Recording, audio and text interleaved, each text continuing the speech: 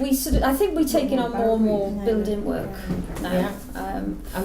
I don't know why, but I think it's got to a point where people just want me to take control of the whole project. They don't want the hassle, so I deal with a lot of busy families that just want to give me the key and let me get on with it. Yeah.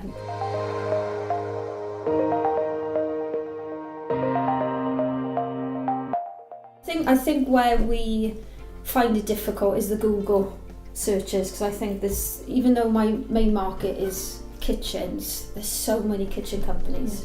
And you get lost in the noise, and it's finding that USP that sets you aside from other things. So ideally, referrals is where I get all my business, which is great. So I'd say about 85%.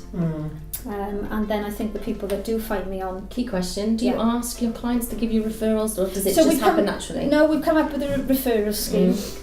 So we've got cards basically that we've had printed, like little postcards.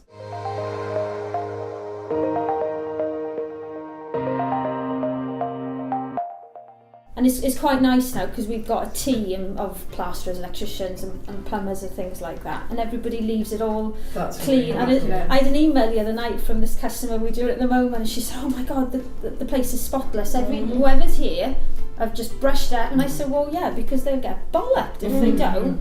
Because and she was, I sort of said no, because I've got a rule that it needs to be clean and tidy.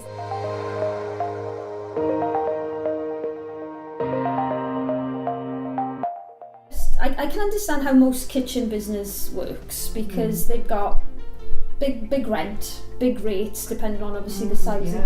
Everything you put into a studio, you've got to pay for. So it takes a lot of money to kit out. Then you're employing staff, and then you might employ surveyors. You might have your own fitting team in house. You've got a lot of bills to pay before you even turn the electricity on. So it's a case of, that's why they churn in boxes. So that's why design is starting to just take a landslide, because most companies don't have the time to design and build up that trust with the customer.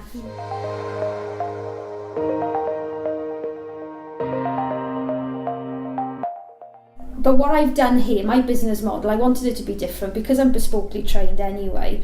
We own the building. So the benefit we've got is that the two apartments pay for the rent, pay for the mortgage. So I've got no rent here, and because of the size, I've got no rates, and it doesn't look. I know the rates are changing in April, but it's still too small, which is fantastic. Great. So I still won't have any rates to pay. So I can afford the time with customers.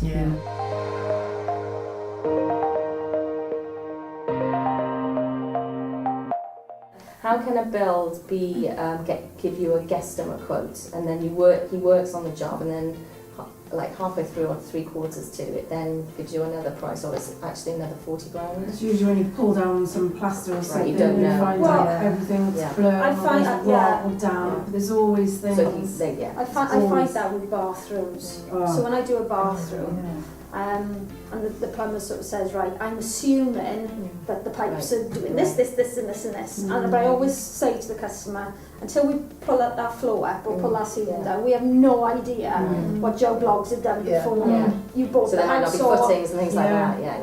Really short. No, there should be footings. No, my one friend had an extension. There was no footings. One skin thin wall at the back of the kitchen and no footings. It was all on wood. Wow! And Beth's house, the one at the cliff tops, that when you start ripping those walls down was horrific. And he was like, and that's on a cliff. You can't, you need to rip it all down now and start it. Oh my god. So they always go up, the guesstimates.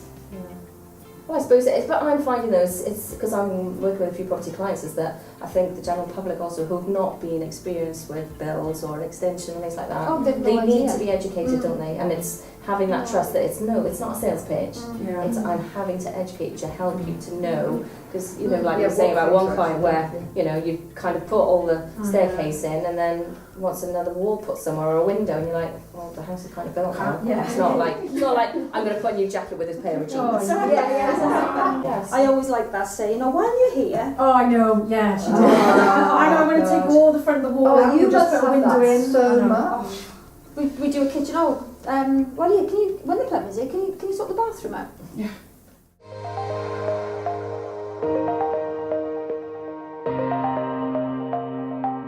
Because I'm upfront with my customers straight away, and yeah, it does take a little bit of time, but I cost everything. So if somebody wants a door block in that, it'll be a cost for that, because I get all the costs to begin with, and then you know there's a ballpark. So say, look, you know, always add maybe 10% contingency fund, because we don't know what we're going to find, but realistically that's what you're going to pay. So there's no real hidden costs. Whereas if I'm up against another builder type of thing, I always advise the customer, right, you know, if you're having an extension, obviously you go see an architect first, you know this. You go see an architect first, then you get a structural engineering, then you get, you know, put in for planning, get it sorted, get the building regs drawings, and then put it out to tender. So at least all the builders are quoting on the same sheet.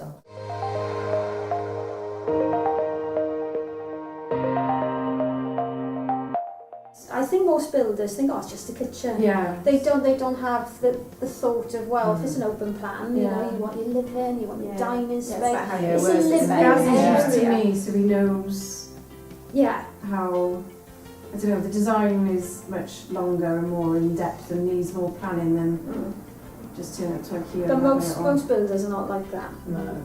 But my favourite thing is builders will go in with a certain costing. And I'm sure you guys don't do that. Go in with a certain costing, and then so the customer will come and, oh, this is the budget we got for the kitchen, but all of a sudden the builder's underquoted. So now that budget has been zapped into the building. And I've gone through all this process. So I've actually started charging now. Yeah. If I'm designing off plan, I'm charging. So if they don't buy a kitchen from me, then they're still paying for my time. Because I've been stung so many times where I've gone, oh, you know, this space, we could do the kitchen here or here, but I think it's best here. And I designed the living area and where the dining table is going to go. And then they take your design and then they take go the to design IKEA. and then go to Howden's. Yeah.